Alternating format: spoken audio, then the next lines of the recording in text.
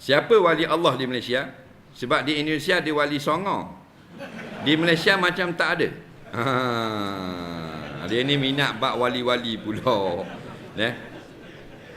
Wali ini tidak dikatakan oleh am punya badan. Hanya digelar oleh orang-orang yang kemudian. Kerana melihat rekod dia tu dengan Allah Ta'ala, baru orang anggap dia sebagai wali. Dia tak ada orang wali tu dia hidup dan dia pergi ke sana kemari guna nama wali. Nampak? Assalamualaikum, Waalaikumsalam. Siapa ni? Saya wali ni ya. Wali Johor terkenal. Kalau kata gitu tu wali, bukan wali. Lepas tu jangan mengaku wali. Wali ni orang yang sangat banyak baktinya dengan Allah Ta'ala.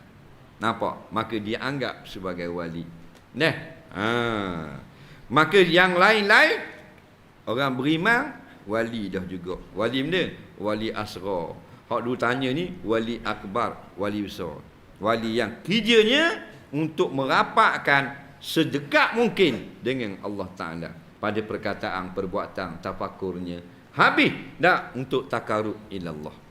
Tu wali. Dah kita kata ni ulama, kullul mu'min wali Allah. Semua orang beriman wali Allah. Maknanya wali kecil.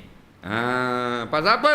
Walaupun dia pakai luar pendek, walau kana fasiko. Pakai luar pendek, wali pula pendek. Bukan wali hak beramal tau. Wali dengan makna beriman, iman ada di dalam hati.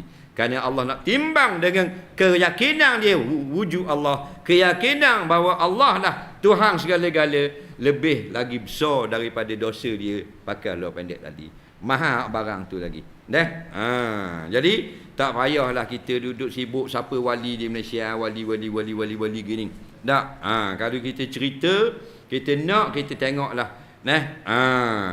Dalam manakib ulama memang ada orang tanah Melayu ini menjadi wali, cuma tak tersohor sebagaimana wali di Indonesia yang tersebut.